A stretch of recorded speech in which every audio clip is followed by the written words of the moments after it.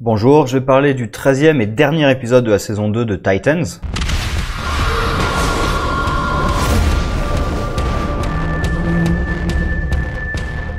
Alors j'ai déjà dit que j'avais du mal avec cette série, et tout le bien que j'en ai dit au fur et à mesure. Cet épisode, j'ai pas du mal, c'est très clair, j'ai détesté cet épisode. Il y a tout un tas de problèmes. Le moment où vraiment je me suis dit non, et j'ai failli arrêter, c'est la mort de Donna, où là, c'était juste pas possible. Alors autant le personnage en fait de Donna tel qu'il est présenté dans cette série, je m'en fous, parce que je trouve que j'ai pas vraiment eu le temps de la connaître, ce personnage-là. Mais comme je connais le personnage de Donna Troy, la voir mourir comme ça, même dans une adaptation, c'est pas possible.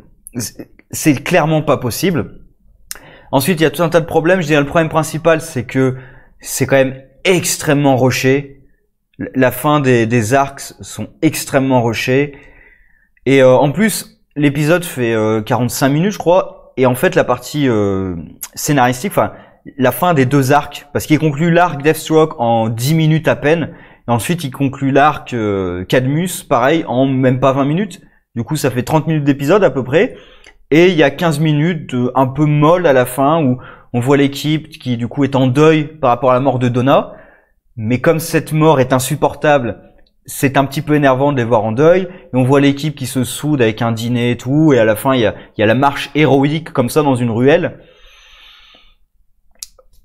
En fait, ils le méritent pas. Et même les membres de l'équipe, alors déjà ils ont perdu Rachel, donc l'équipe se dissout encore un petit peu, mais ils récupèrent Hank, qui sort de nulle part dans cet épisode. Là d'un coup, hop, il revient. Alors la séparation de Hawk and Dove, vraiment, ça a servi à rien. Ils se remettent ensemble comme ça. Enfin, même par rapport à l'épisode où on a vu Hank tout seul, en pleine dépression, là en train de se droguer, boire et compagnie, bah j'ai pas senti le fait qu'il allait revenir avec l'équipe à la fin. Alors on a passé du temps avec lui, franchement à la toute fin de son arc, donc c'était il y a 1 ou 2 épisodes, je sais même plus, j'ai pas du tout ressenti le fait qu'il voulait redevenir un héros et rejoindre l'équipe. À aucun moment j'ai ressenti ça, donc ça sort vraiment de nulle part, il rejoint l'équipe, et il se rabiboche avec Dove. En même temps j'ai pas tellement compris pourquoi il s'était brouillé, donc je comprends pas tellement pourquoi il se rabiboche, donc pourquoi pas. Sinon je prends dans l'ordre de l'épisode, on résout l'arc Deathstroke en 10 minutes de temps. Évidemment. Nightwing d'ailleurs a des pouvoirs de téléportation apparemment, puisque il atterrit sur le toit de la bagnole. Alors c'est pas tellement d'où il vient, d'ailleurs pourquoi il atterrit sur le toit de la bagnole. Alors bon timing par contre, mais parfait. Il atterrit sur le toit de la bagnole, et quand Deathstroke prend une autre arme, d'un coup il est devant lui, il balance l'arme sur le côté, donc il s'est TP en fait. Franchement j'ai cru qu'il lui avait jeté un truc. Tel que c'est filmé, j'ai cru qu'il avait jeté un truc pour que l'arme tombe, mais non, il se trouve juste devant lui. Ouais, il y a une gestion de l'espace qui est un petit peu bizarre quand même. Mais même à d'autres moments, parce qu'à la fin du combat aussi, il regarde à côté de lui, alors que tel que sont positionnés les personnages, normalement Deathstroke il devrait être devant lui. Mais lui il regarde par terre à côté. Donc, je sais pas exactement ce qu'il regarde. Je pense qu'il est censé regarder Deathstroke, mais il regarde à côté. Enfin, il y a une spatialisation un petit peu bizarre quand même. Plus tard aussi, quand il arrive avec Connor qui est contrôlé par Cadmus, il lui balance une grenade qui fait un fumigène, bon. Et là il y a Dick. Mais il y a plus Connor, donc quoi, ils se sont switchés. Il a fait une technique ninja, là ils se sont switchés. Il y a un rodin de bois qui est apparu à sa place. Enfin, et on voit Connor qui marche. Mais pourquoi il est à un autre endroit? Il y a des trucs très bizarres dans la gestion de l'espace quand même. Voilà, donc Dick combat Deathstroke. Rose apparaît et ça tombe complètement à plat parce que la relation Rose-Deathstroke, elle a été travaillée dans un seul épisode et je trouve que c'était franchement pas terrible. Je ne comprends pas pourquoi Rose était attachée à Deathstroke. Mais de toute façon, je l'ai déjà dit, mais je ne comprends pas pourquoi ce personnage était attaché à Deathstroke. À part le fait c'est mon père. Oui, d'accord, mais il t'entraîne de façon ultra hardcore, ça admettons. Mais à un moment, il te demande de t'arracher l'œil, il te demande de libérer un tueur en série, et elle pose jamais de questions. Donc je comprends pas pourquoi ce personnage était attaché à son père. Et franchement, je comprends pas non plus pourquoi elle le trahit maintenant. Enfin, si, parce qu'elle a eu un truc avec Jason. D'accord, mais là, elle sort que les Titans, c'est sa famille. Sérieux? Mais à quel moment on a vu ça? Que Jason, avec Jason, elle a un truc, d'accord, mais avec les Titans, c'est sa famille. Depuis quand? Voilà, ça sort un peu de nulle part. S'ils avaient passé du temps pour travailler l'équipe, ça pourrait marcher, mais là pour moi ça marche pas du tout. C'est le scénario qui a dit oui, pour elle c'est sa famille, mais ça le mérite pas. Et donc elle tue Deathstroke et Jericho entre en elle, puisqu'il était dans Deathstroke, maintenant il entre en Rose. Ça doit être assez bizarre quand même pour le personnage, parce qu'il a passé plusieurs années dans le corps de son père, maintenant il va passer plusieurs années voir le restant de ses jours dans le corps de sa sœur, enfin demi-sœur. C'est un peu, voilà, c'est un petit peu bizarre.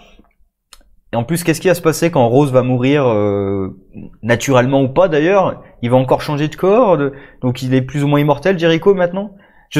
Enfin, de toute façon, on s'en occupe plus pendant tout l'épisode. Ça, c'est fait. Hop, maintenant, tu mets ça de côté et on verra dans une saison 3. Parce qu'apparemment, la saison 3 a été commandée. Et ensuite, donc, il y a Connor qui... Enfin, c'est d'abord Garfield qui est envoyé par Cadmus pour attaquer un cirque et provoquer le chaos parce qu'ils veulent vendre Superboy aux enchères. On sait pas vraiment à qui, d'ailleurs, ils le vendent. Parce qu'elle fait un speech sur le bien contre le mal. Du coup, ça sous-entend qu'elle le vend à des... Comment dire, à ceux qui se considèrent comme bien. Donc elle le vend pas à des organisations criminelles, à des terroristes ou je sais pas quoi. Elle doit les vendre à des hommes d'affaires, peut-être à des politiciens, un truc comme ça. Bon. Donc c'était juste ça le plan de Cadmus. Faire des armes méta-humains et les vendre. Et donc ils envoient Garfield dans le cirque pour un peu massacrer tout le monde. La police est incompétente. Alors Garfield c'est juste un tigre.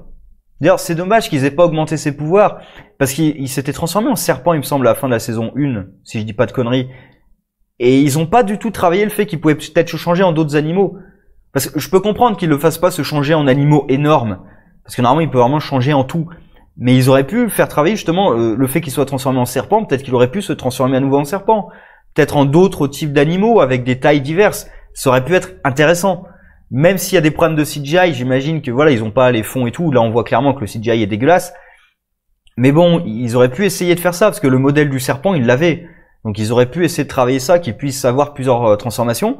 Non, il a toujours que sa transformation de tigre. Je pensais même qu'avec Cadmus, ils allaient justement travailler là-dessus pour essayer qu'il ait plusieurs transformations. Je pensais que ça serait ça le truc. Non, on s'en fout, il a toujours qu'une transformation. Et du coup, c'est un tigre normal, normalement. Enfin, rien n'a jamais été dit comme quoi ça serait un tigre avec une super force ou un truc comme ça. Tu vois, dans l'épisode, il est super résistant. Hein. À 2 ou 3 reprises, normalement, il se fait tuer par Connor, hein, qui a la force d'un kryptonien quand même. Et donc, c'est juste un tigre. Pourquoi les flics n'arrivent pas à s'occuper d'un tigre? Sérieusement, t'as pas besoin de super pouvoir. C'est un tigre. Je veux dire, si normalement déjà les gens essaieraient de le capturer vivant, et si vraiment tu n'y arrives pas, déjà t'appelles des spécialistes pour essayer de t'occuper d'un animal, hein, et si tu n'y arrives pas, bah tu l'abats. Et pareil, pendant tout le combat, il n'y a aucun flic qui arrive en plus. Et même, il y a des gens qui restent sur place. Il y a un tigre qui massacre un peu tout le monde, les mecs restent sur place. Enfin, à la fin, on les voit sortir avec des enfants et tout, mais vous êtes pas bien, les gars. Il y a un tigre qui massacrait tout le monde, il y a un super-héros, enfin, vous savez même pas si c'est un super-héros, d'ailleurs, qui a débarqué pour vous protéger. Bon. Ensuite, il y a d'autres héros que là, vous connaissez, qui ont débarqué. Ils sont fight avec l'autre héros. Donc déjà, normalement, pour les gens, ça doit être assez bizarre. Parce qu'à la fin, ils arrivent, ils applaudissent et tout, mais en fait, vous avez rien compris à ce qui s'est passé. Vous savez pas qui s'est battu pourquoi. À la rigueur, vous savez qu'il y en a un qui est venu vous protéger d'un tigre. Mais les deux, ensuite, ils se sont battus. Vous savez pas pourquoi. Vous savez pas ce qui se passe. Donc, pourquoi vous êtes restés sur place comme des cons? Fallait fuir. Surtout dans un univers où les super-héros, les super-vilains et tout, ça existe. Bah, vous fuyez. Non, ça me paraît débile. Surtout ceux qui avaient des gamins. Encore qu'il y en ait qui restent pour filmer ou des conneries comme ça. Bon, hélas, dans la réalité, je pense que ça marcherait comme ça, mais il y en a qui restent avec leurs gamins, mais ils sont tarés. Et du coup, voilà, combat.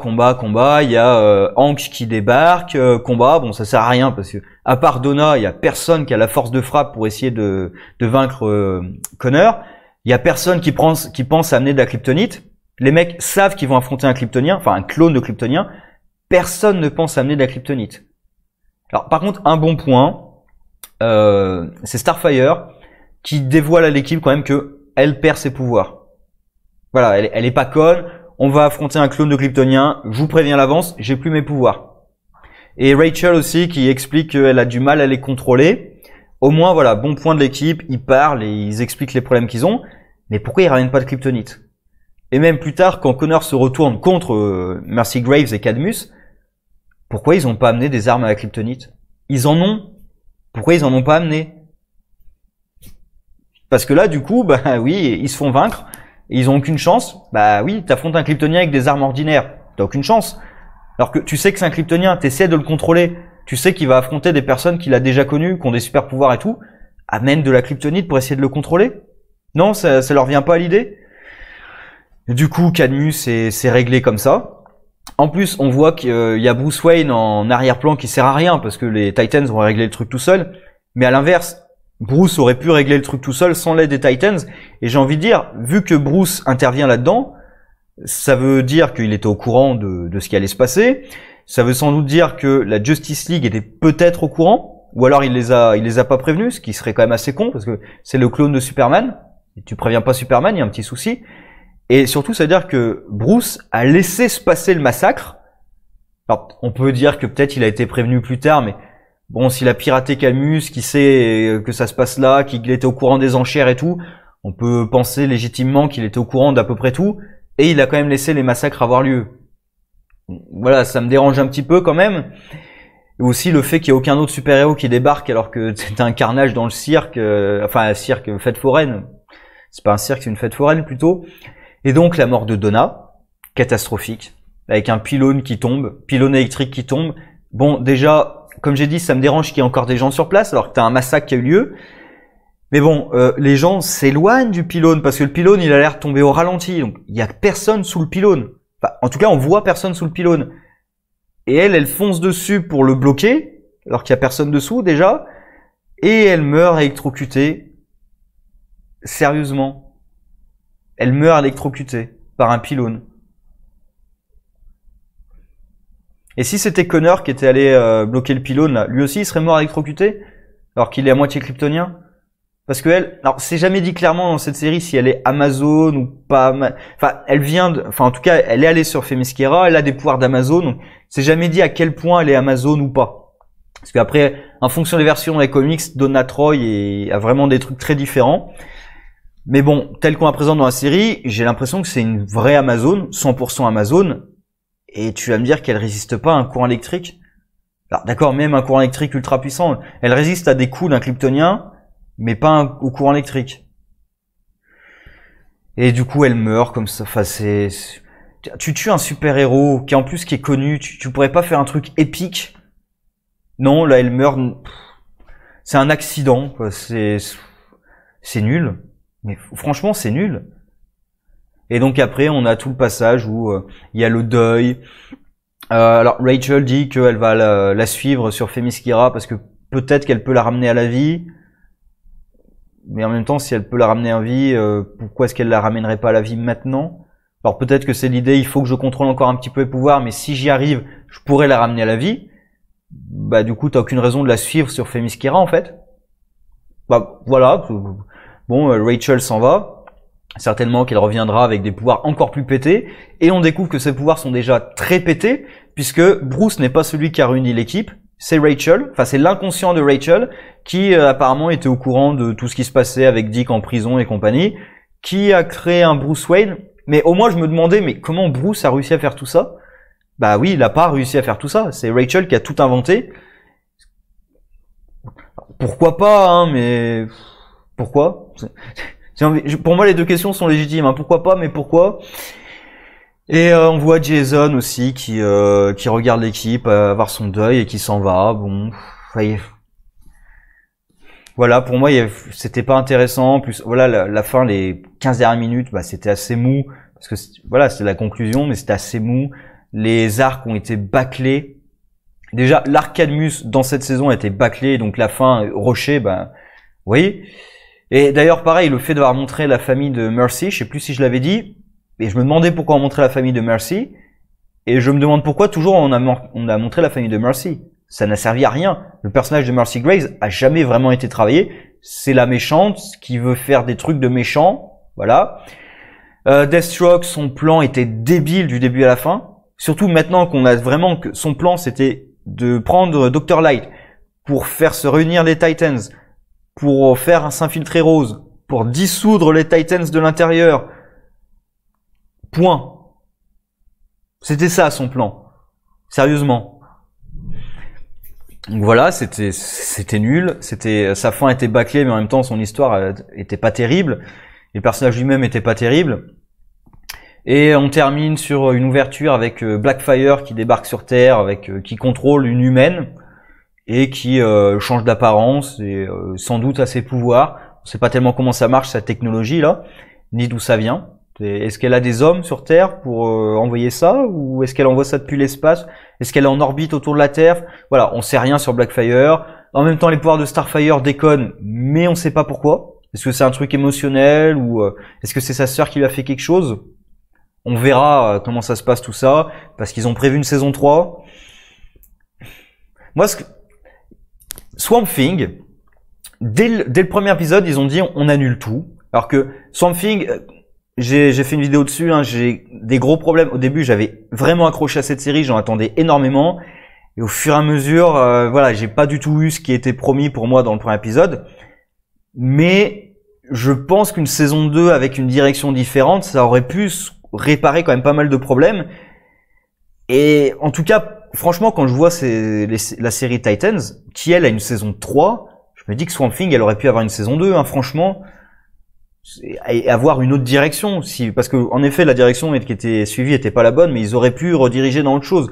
Je suis sûr qu'ils auraient pu le faire. Titans, alors je crois encore qu'ils peuvent diriger dans une autre direction, mais là première saison, j'ai de moins en moins accroché au fur et à mesure. Saison 2, je crois qu'il n'y a pas un seul épisode où j'ai accroché du début à la fin.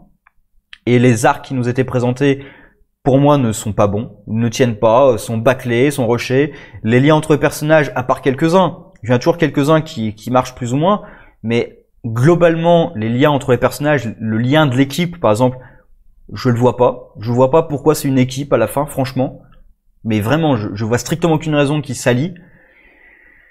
Et voilà, donc j'ai quand même des gros soucis avec cette série, et on verra quand même si la saison 3 a vraiment lieu. Est-ce qu'ils vont réussir à réparer des trucs, ou est-ce qu'on va continuer à aller dans cette lancée? Ça serait bien d'avoir des épisodes où vraiment l'équipe combat un Freak of the Week. En général, j'aime pas trop, mais franchement, sur une série d'équipes, il faut que l'équipe puisse s'allier, qu'il y ait des moments de cohésion. Donc, il faut avoir des slice of life, des tranches de vie. Il faut avoir peut-être des Freak of the Week de temps en temps, oui, pour montrer comment ils combattent ensemble, pour montrer leur cohésion, les voir dans la tour au quotidien. Voilà, c'est ça qu'il faudrait pour avoir une cohésion d'équipe, et ensuite avoir un arc qui est bien travaillé, avec une histoire intéressante, des personnages qui ont des liens, quelque chose d'émotionnel. Ça serait intéressant. Moi, j'ai pas du tout eu ça. Voilà, je vais m'arrêter là. Sur ce, au revoir.